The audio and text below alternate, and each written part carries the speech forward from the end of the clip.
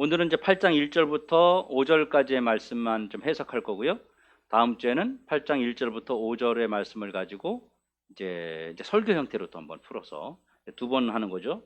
물론 해석할 때하고 그다음에 설교 형태로 할 때하고는 약간 다릅니다. 또 거기에 또 안 다른 부분들을 제가 또 설교 때 다시 다루게 되니까요.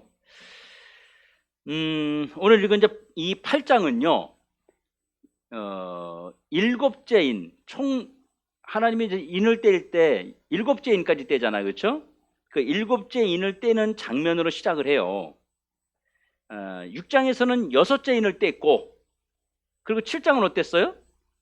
여섯째 인과 일곱째 인을 인 그 사이에 들어가는 게 7장이에요. 자, 다시 설명할게요. 8장은 총 7개의 인이 있는데 7개 인 중에서 마지막 7째 인을 떼는 장면이 8장이에요. 자, 6장까지는 뭐였어요? 6째 인을 떼는 것까지 6장이었어요. 자, 다시 설명할게요. 거꾸로 6장까지 6째 인을 떼는 것까지가 6장이에요. 7장은 인을 떼는 게 아니라 인을 떼는 그 사이에 들어있는, 그러니까 7째 인을 떼는, 6째 인과 7째 인을 떼는 사이에 들어가는 내용이 7장이었어요. 거기 무슨 내용이 있었어요? 자, 인을 뗄 때는 어땠어요? 재앙이 임했죠. 근데 7장에서는 인을 뗄 때가 아니라 인 맞은 자들, 그들이 어떤 자들이며, 그러면 그들은 환난과 재앙이 올 때 어떻게 견딜 것이며, 하나님이 그들을 어떻게 보호할 것이며, 이런 내용이 들어있었잖아요. 이해가 돼요? 자, 그 다음에 이제 8장에서는 마지막 7째 인을 떼는 장면이 나오게 된다는 거예요.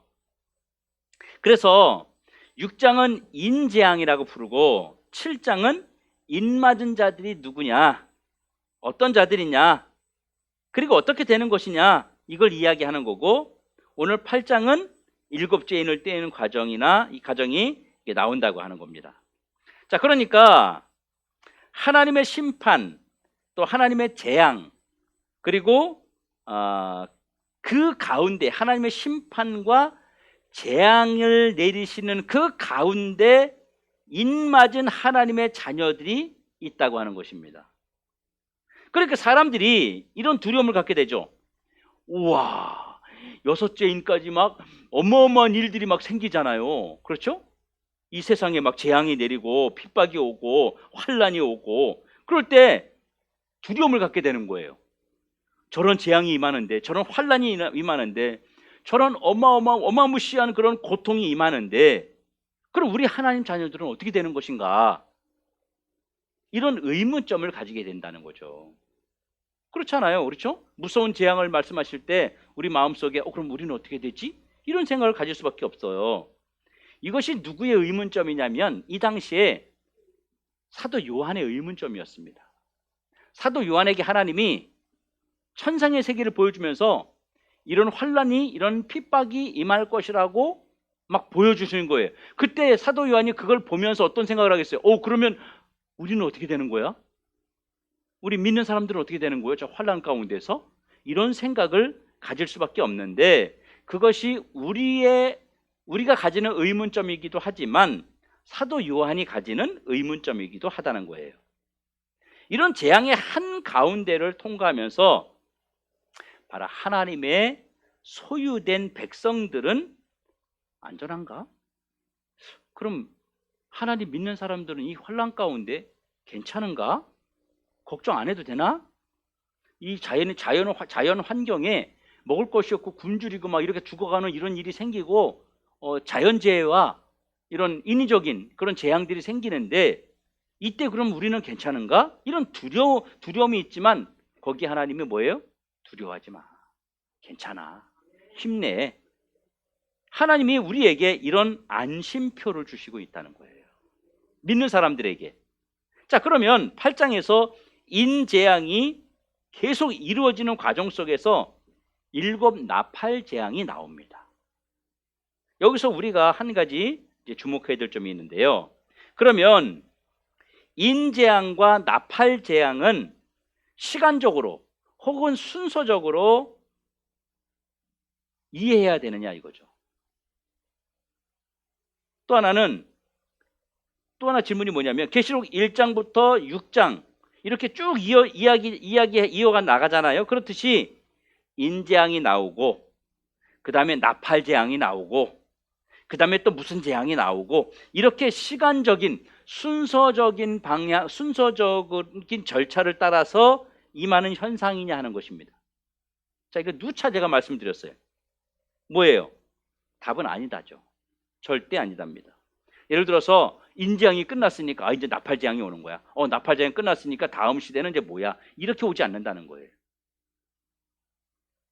그렇게 해석하면 안 되는 거예요, 성경을요. 인재앙 속에 나팔재앙도 포함이 되어 있다는 거예요. 예. 이것은 시간적으로 순서적인 개념이 아니라 요한이 기록한 순서를 말하는 거예요. 요한이 기록한 순서지 재앙이 이렇게 순서적으로 온다 이게 아니라는 거예요. 다시 말하면 인재앙과 나팔재앙은 동시에 임하는 겁니다. 동시에. 이런 거죠. 쉽게 말하면 자연적인 재해가 왔어요.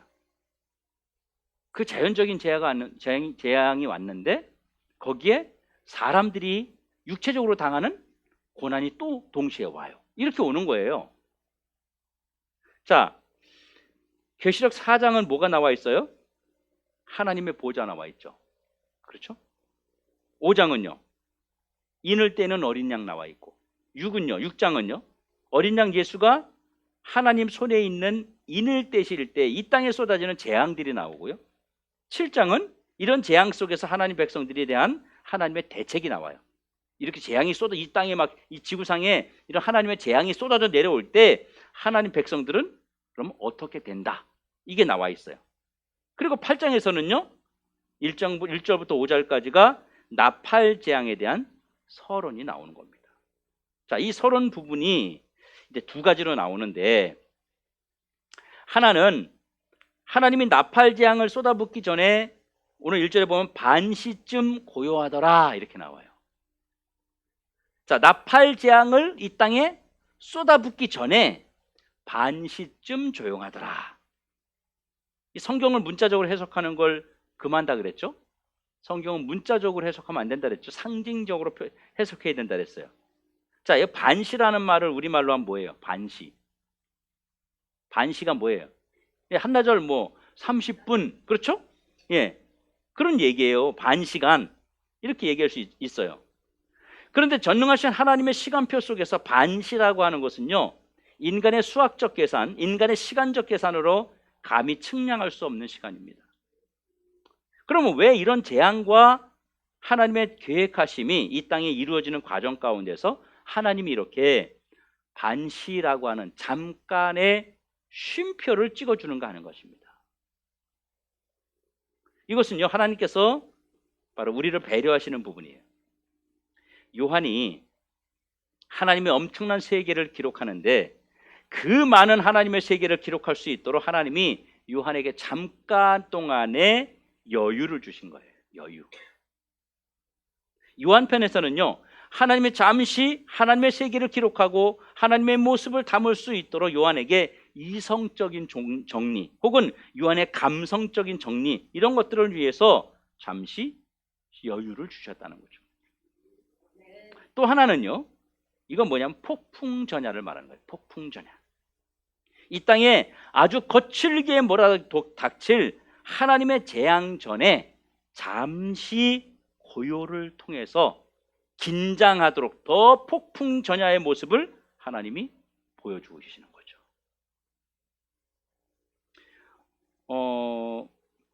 하나님께서 한 반시, 잠깐 동안 막 무서운 어떤 그런 재앙의 모습들을 막 보여주시다가 잠시 동안 뭐예요? 그냥 조용한 거예요. 아무것도 안 보여주시는 거 하나님이. 그게 왜 그러냐는 거죠. 제가 쉽게 설명 자꾸 반복하는 거예요. 왜 하나님이 갑자기 봐라 이런 재앙이 있고 저런 재앙이 있고 막 보여주다가 반시쯤 갑자기 조용히 아무것도 안 보여주죠. 그 이유는 하나는 요한이 찍은 걸 다 봤잖아요. 보고 기록하잖아요. 감성적, 이성적 정리를 하는 시간을 배려를 해서 주시는 것이기도 하고, 또 하나는 폭풍 전야에 정말 큰 재앙이 오기 전에 하나님이 잠시 휴식의 시간을 우리에게 주고 있다고 하는 것입니다. 그리고 2절에 보면 7 천사가 나와요. 이 7 천사는 뭐 하는 천사예요? 7 나팔을 받아서 하나님의 임무를 수행할 천사예요. 그리고 3절부터 5절까지의 또 다른 천사가 나와요. 이렇게 천사가 2절에 나오는 천사하고 3절부터 5절까지 나오는 천사하고 달라요. 이 3절부터 5절까지 나오는 이 또 다른 천사는요, 어떤 천사입니까? 이 또한 하나님의 임무 수행을 위해서 자기의 맡은 자리를 지키는 천사예요. 자, 이 또 다른 천사들의 임무는 무엇이냐면은 3절부터 5절까지 나오는 이 천사들의 본 임무가 뭐냐면 향연과 성도의 기도를 금양로에 담아서 하나님께 올려드리는 사명을 가지고 있는 거예요. 자, 그러니까 이 천사들은 계속해서 하나님의 제단 곁에 서서 성도들이 드리는 기도를 어떻게 해요?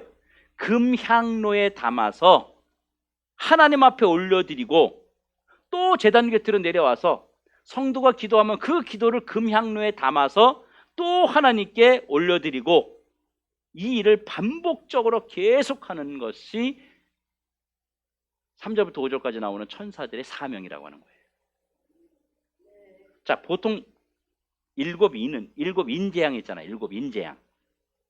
인재앙은요, 인간 파괴에 대한 초점을 맞추고 있어요. 그리고 7 나팔이 나오거든요. 이 7 나팔 재앙은요, 이 자연 환경 파괴에 대한 그 초점이 맞춰져 있어요. 여러분들이 소아시아 7교회를 사실 늘 머릿속에 담고 있어야 됩니다. 이 땅에 교회들이 복음운동, 구원운동, 하나님 나라 운동을 지속하게 될 때 하나님께서 이 땅에 재앙을 내리신다는 거예요. 누구에게요? 하나님을 대적하고 복음운동을 방해하고 하나님을 거스르는 자들에게 하나님께서 재앙을 내리시는데, 참 다행스러운 것은요, 나팔 재앙에 모든 인간, 모든 환경이 다 들어가 있지 않다는 거예요. 이 7 나팔 속에요, 3분의 1을 재앙 속으로, 재앙 안에 들어가게 한다는 거예요. 3분의 1. 그럼 뭐가 남아요? 이제 3분의 2가 남잖아요. 3분의 1은 나팔 재앙 가운데 집어넣고 3분의 2가 남았어요. 바로 3분의 2에 대한 희망을 주고 있는 것입니다. 네? 물론 누가 3분의 1에 들어갈지는 몰라요. 어느 나라가 3분의 1에 들어갈지는 몰라요. 그렇지만 우리에게 사람들에게, 하나님 자녀들에게 어떤 마음을 갖게 해요? 안도감을 갖게 하는 거예요. 3분의 1만? 그럼 나는 3분의 2에 들어가겠네? 이렇게 안도감을 갖게 하는 그런 희망을 주고 있는 거예요. 하나님은 재앙 속에서도 이 하나님의 어떤 그 따끔한 심판과 진노 안에서도 또 한편 하나님의 긍휼과 자비와 또 사랑, 이런 것을, 하나님의 구원 계획이 그 안에 여전히 살아있다고 하는 것을 성경을 통해서 우리가 볼 수 있는 것입니다. 항상 하나님은 무엇을 하실 때 우리를 항상 배려하시는 거예요. 하나님이 배려하시는 거예요. 그냥 전체 인간들이 다 그냥 불구덩이에 집어넣고 뭐 이렇게 말하면 어때요? 절망적이잖아요. 그런데 3분의 1만 그렇게 된다는 거예요. 그러니까 사람들이 다 어떤 생각을 해요? 나는 3분의 2에 들어간다 생각을 하는 거예요. 나 가능성이 있네. 이런 희망을 갖게, 절망적이지 않게 만드는 거죠. 자, 그리고 15장과 16장에 7 대접 재앙이 나오는데, 지금은 3분의 1 수준에서 하나님의 심판이 임하지만 15장, 16장의 대접 재앙에 가면요, 하나님의 진노가 전체를 향하고 있어요. 자, 다시요. 15장, 16장에 대접 재앙이 나오는데, 지금은 3분의 1 수준에서 하나님의 심판이 임하지만 15장, 16장의 대접 재앙에 가면요, 하나님의 진노가 전체를 향하고 있어요. 15장, 16장의 대접 재앙에 가면요, 하나님의 진노가 전체를 향하고 있어요. 6장까지 8장에도 마찬가지지만 인재앙은 바로 사람 인간에 대한 재앙을 말하고요. 나팔재앙은 환경에 대한 재앙을 말하는 겁니다. 그리고 또 이 대접재앙은 모든 사람들이 포함되는 재앙을 말씀하고 있습니다. 그러니까 조금 전에 이런 말씀 드렸죠. 인재앙과 나팔재앙은 시간적이고 순서적인 면에서 해석하면 안 된다 말씀드렸어요. 함께 이루어지는 그런 사건이라는 거죠. 그래서 15장 16장에 나오는 일곱 인 그런 재앙과 일곱 나팔 재앙 사이에 약간의 시간적 갭이 있는 것도 바로 여러분이 염두에 두시기 바랍니다. 우리가 주목할 거는요, 오늘 3절부터 5절이에요. 본문에. 자, 읽어볼게요. 같이 한번 읽어볼까요? 계시록 3장 3절부터 5절. 계시록 8장 3절부터 5절. 자, 본문. 자, 시작. 또 다른 천사가 와서 제단 곁에 서서 금향로를 가지고 많은 향을 받았으니 이는 모든 성도의 기도와 합하여 보좌 앞 금 제단에 드리고자 함이라. 향연이 성도의 기도와 함께 천사의 손으로부터 하나님 앞으로 올라가는지라. 천사가 향로를 가지고 제단에 불을 담아다가 땅에 쏟음에 우레와 음성과 번개와 지진이 나더라. 자, 제가 왜 이 본문을 읽었냐면요, 3절 첫머리에 뭐라냐면은 제단, 또 3절 마지막 부분에도 제단, 5장 첫머리에도 제단, 이런 말이 나와요. 지금 이 제단을 강조하고 있어요. 제단. 성경이 지금 계속 제단을 강조하고 있어요. 자, 또 3절 하반절에 보면요, 금제단에 드리고자 함이라 이렇게 말해요. 그러니까 여기서 나오는 이 금제단이라고 하는 것은요, 앞으로 말한 이 세 곳 제단과는 좀 구별된 것이에요. 그래서 오늘 본문에는 짐승을 잡아서 피를 뿌리고 하나님께 제물을 가지고 만났던 그 제단을 말하려고 하는 게 아니고요, 향을 피워서 하나님께 올리던 향단이 바로 성경이 지금 강조하고 있는 거죠. 여러분 아시죠? 구약 시대에 그 성전에서 제사장이 그 향을 든 그 향을 가지고 이 향이 담겨 있는 그 접시를 불을 피우는 숯불 위에다 쏟아 부어요. 그럼 어떻게 되겠어요? 막 타면서 연기가 나면서 향이 그냥 진동하는 거예요. 향을 조금 뿌리는 게 아니라 접시에 있는 것을 그 숯불에다 갖다가 확 갖다 붓는 거예요. 그 향이 타들어가면서 아주 진한 향기를 남기게 됩니다. 그리고 그 향이 타는 연기, 향연이 쏙 하늘로 올라가는 거죠. 이때 두 가지 현상이 일어나요. 연기와 향기, 즉 냄새가 아주 진동하게 됩니다. 그때 백성들 어떻게 해요? 일제히 머리를 숙여서요, 기도하기 시작합니다. 이때 제단 곁에서 천사가 기다리는 거예요. 제단 곁에 천사가 이때 기다리고 있어요. 그러다가 왜 기다려요? 바로 금향로를 가지고 성도들이 기도한 기도를 담아 가지고 가려고 기다리고 있는 거예요. 이 천사는 시간적으로 언제부터 언제까지 기다려요?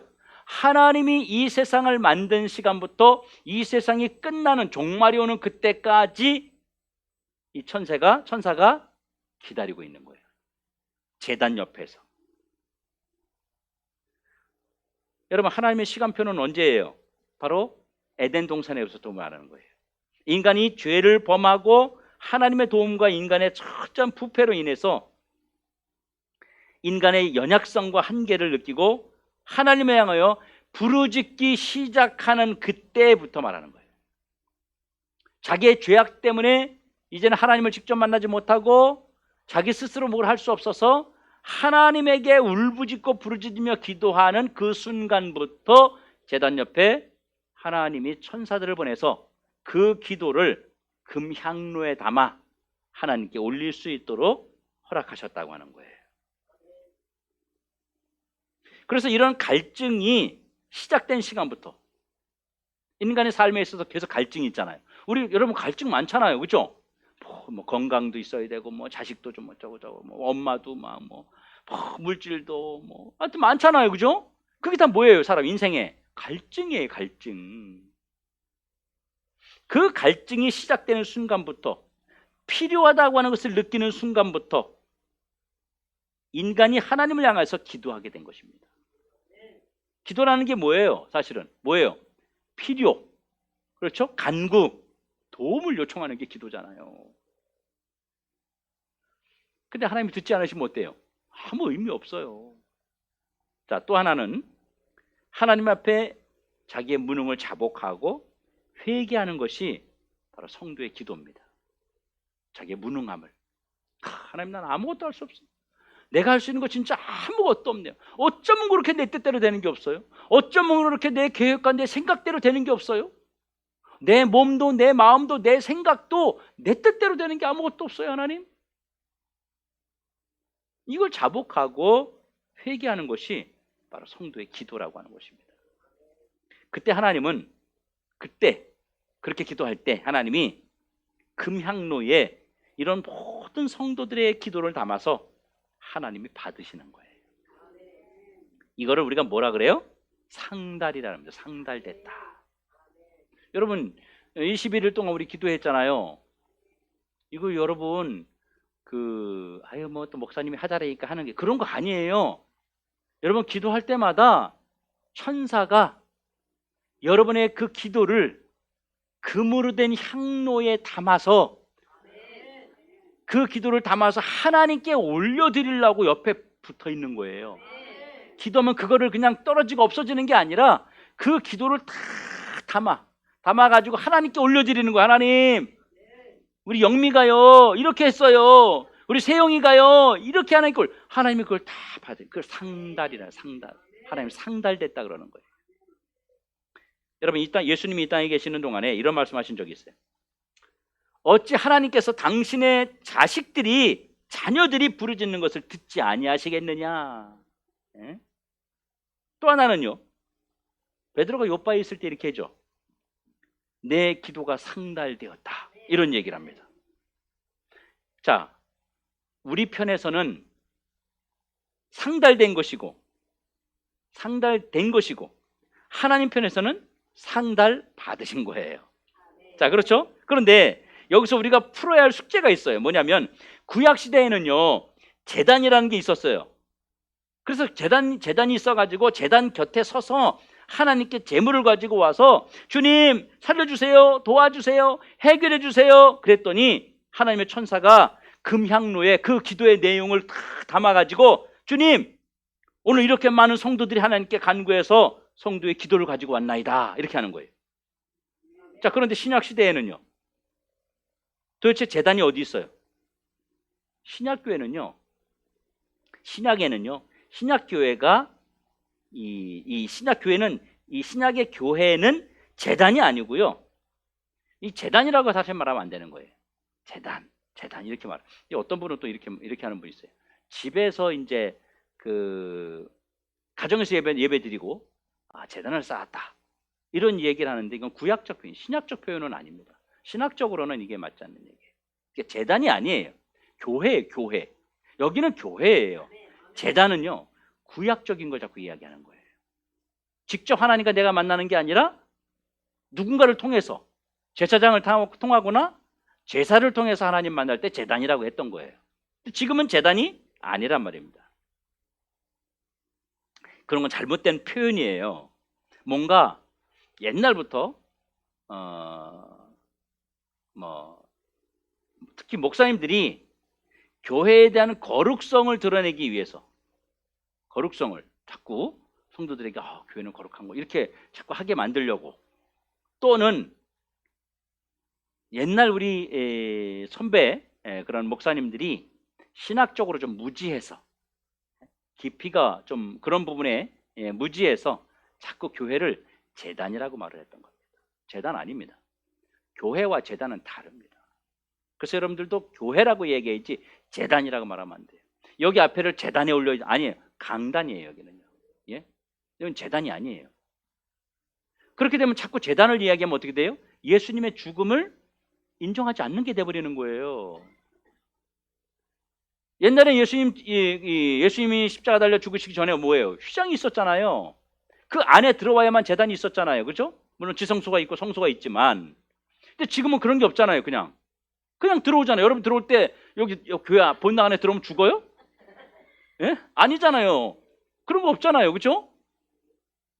그러니까 우리가 자꾸 재단이라고 이야기하고 재단을 자꾸 떠올리게 되면 예수님의 죽으심을 무의미하게 만드는 것이기 때문에 안 된다고 하는 거예요. 주님은 그걸 깨트려 버리기 위해서 죽으셔서 성소의 휘장이 찢어져 버린 거예요.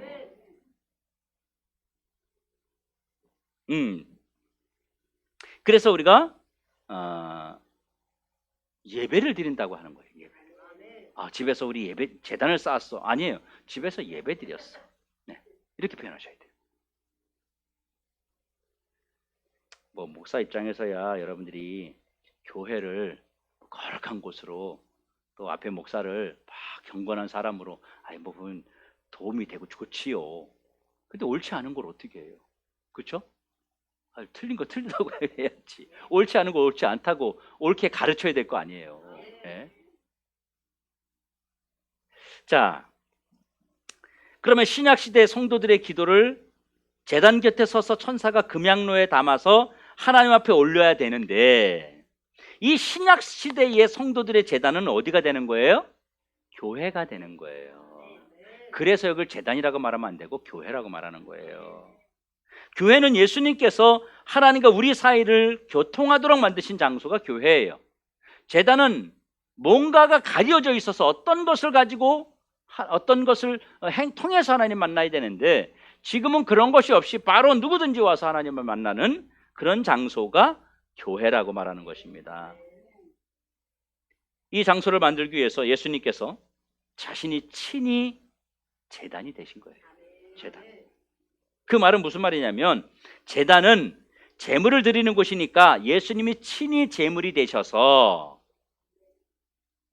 바로 자신이 그 제물로 죽으신 이 교회를 위해서 성도들을 위해서 친히 제물이 되셔 죽으셨다고 하는 것이에요. 그것이 교회예요. 그러니까 지금도 천사가 예수님이 제물이 되셨으니까 지금도 천사가 제단 곁에서 성도들의 기도를 지금 접수하고 있는 것과 같은 것입니다. 무슨 말이에요? 예수님의 피로 세우신 교회의 그 기도를 금향로에 담아서 아버지께 올리고 있다고 하는 거예요. 교회는 하나님께 올리는 그 기도를 금향로에 담아서 가는 것이 바로 신약의 교회입니다. 그래서 예수님 부활 이후에 제자들이 교회를 통해서 하나님의 기적이, 교회를 통해서 하나님의 움직임이 일어나고 있다는 사실을 너무너무 많이 보여주고 있잖아요. 신약시대에 보세요. 다 교회를 통해서 뭘 움직였잖아요. 사도 바울이 그렇게 유명하고 그렇게 유능하고 그렇게 능력이 많은데도 예루살렘에 본 교회의 지시와 교회의 명령을 따랐어요. 자기 멋대로 가지 않았어요. 예루살렘에서 파송해야 나갔고, 들어오라면 다시 들어왔고, 자기 혼자 결정하기 어려운 문제들은 예루살렘에 보내가지고 본 교회에서 그것은 이렇게 해라 라고 하는 답을 듣고 움직였어요. 사도 바울도. 그게 뭐예요? 교회가 중심이 되었다는 거죠. 너무너무 많이 나타납니다. 자, 지금 이 요한계시록도요, 어디를 향해서 말씀하고 있는 거예요? 소아시아 7교회입니다. 그래서 7교회가, 소아시아 7교회가 요한계시록 시작하면서 2장부터 3장에 소아시아 7교회가 나오는 거예요. 그 이유가 뭐냐면 그 이후에 일어나는 모든 일들은 이 소아시아와 관련되어서 일어나는 일들이에요. 자, 그 소아시아는 뭐라 그랬어요? 지금의 세상의 교회들을 말하는 것이라 했죠. 다시 말하면 그 지금 모든 것들은 우리들을 통해서, 나를 통해서 나에게 하시고자 하는 메시지를 주님이 말씀하시고 또 그런 재앙들을 일으키고 있다고 하는 것입니다. 또 하나는 천사 얘기예요. 여러분, 천사가 누굽니까? 천사 누구예요? 예? 천사가 누구예요? 누구란 말이 되게 어려운가? 천사가 뭐예요? 이것도 어렵고, 천사를 몇 명이냐 그럴 수도 없고 몇 개라 그럴 수도 없고 아주 애매한 그런 존재예요. 천사는요. 이 자칫 잘못하면 우리가 요한계시록을 읽을 때 천사가 내 기도를 들고서 하나님 앞에 간다고, 내 기도를 다 담아가지고 하나님께 가지고 간다. 그러니까 자칫 잘못하면 내 기도의 중재자처럼 여길 수가 있어요. 절대 그렇지 않다고 하는 거예요. 그래서 실제로 사람들이 천사 동원설 이런 걸 주장하는 잘못된 교회들이 있습니다. 막 천사들을 동원하는. 여러분, 천사는요 중재자 혹은 중보자가 절대로 아니에요. 천사란 하나님의 임무를 수행하는 단순한 일꾼인 겁니다. 그 천사가 지금은 우리 눈에 보이지 않고 우리가 볼 때 천사가 우리보다 더 능력도 많고 더 대단한 것 같지만 실제 어떻게 돼요? 천사가 우리를 수호하고 우리를 보호하고 우리의 수종을 드는 자들이란 말이에요. 그래서 뭐라 그래요? 천사도 부러워할 만한 존재가 누구다? 저와 여러분이라는 거예요. 천사들이, 하나님의 천사가 이뻐가지고 너무너무 수고한다 이러지 않아요. 너무너무 고생 많다 너 진짜 나를 위해서 그러지 않아요. 전혀 그런 게 없어요. 누구만 사랑해요? 주님은? 나만 사랑해요. 여러분만 사랑해요. 하나님 자녀들만 사랑해요.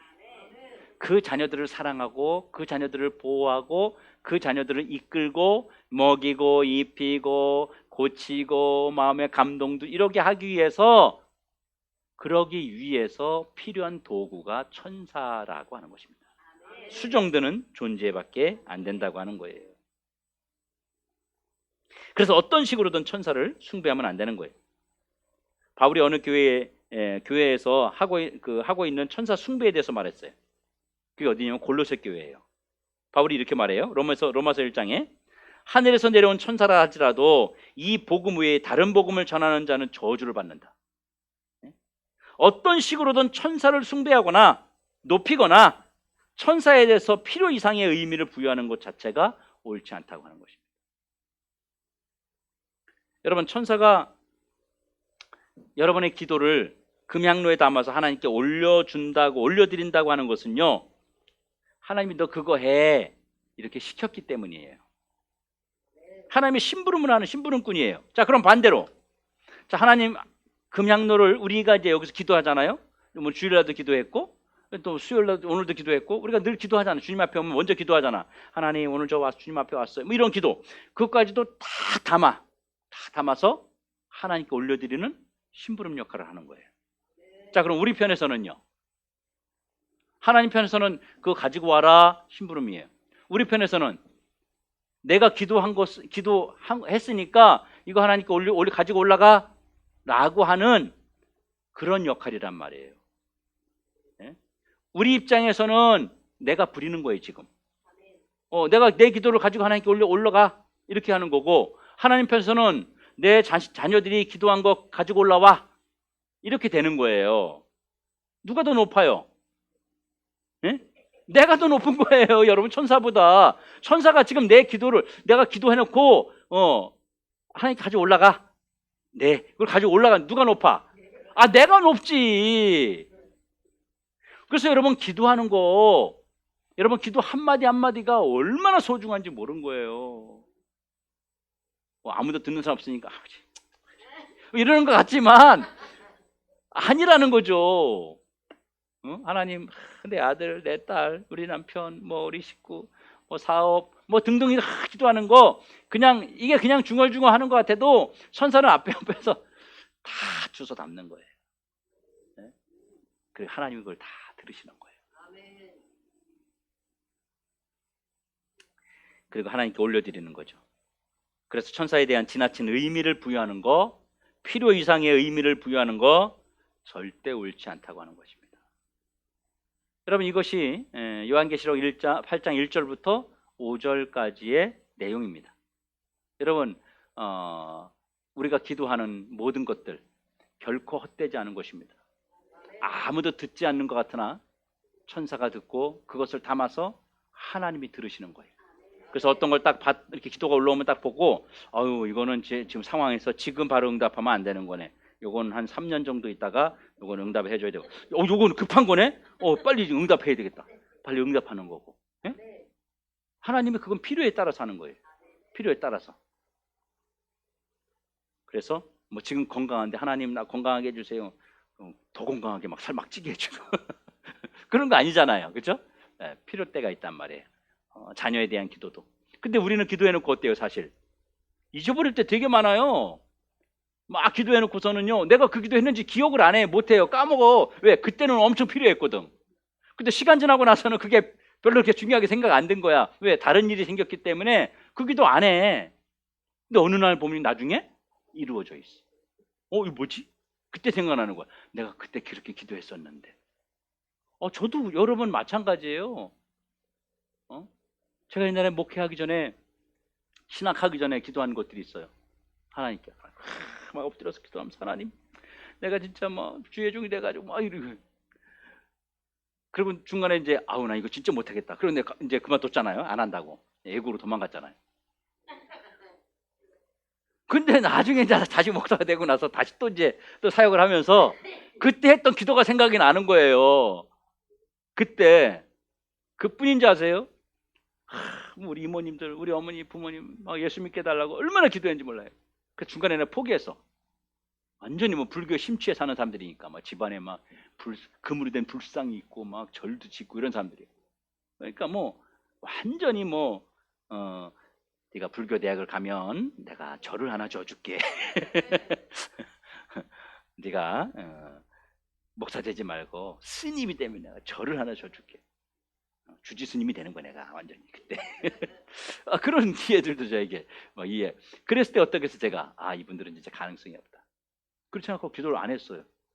근데 어느 시점에 전화 와가지고, 순찬아 나 있잖아, 교회를 가야 되겠다. 이거 바뀐 거예요. 네? 나중에 시간이 많이 지난 후에, 10수년 20여 년이 지난 후에 그때서 야, 내가 그때 그렇게 기도했었는데 야, 이렇게 응답해 주시는구나. 지금 다 믿어요. 지금 얼마나 열정적인지 몰라요. 예수면 이모들 막 얼마나 열정적으로 면요. 예, 그럼요. 신옥 집사님, 그 손자 손녀들도 마찬가지입니다. 예, 다 하나님의 때가 있는 거예요. 때가 그때에 응답하시는 거예요. 우리 어머니도 열심히 믿으세요. 우리 이모님도 다 믿으세요. 이모님들뿐만이 아니라 우리 그 어머니 그 형제 자녀들, 걔들 다 믿어요 지금. 그 집사고 뭐고 다 그 손자까지. 예? 우리 사촌들부터 재수 씨부터 다, 물론 이제 한 명은 안 나가는 애 있는데 나머지는요 다 나가요. 지금 다 그렇게 변했어요. 근데 희한해요.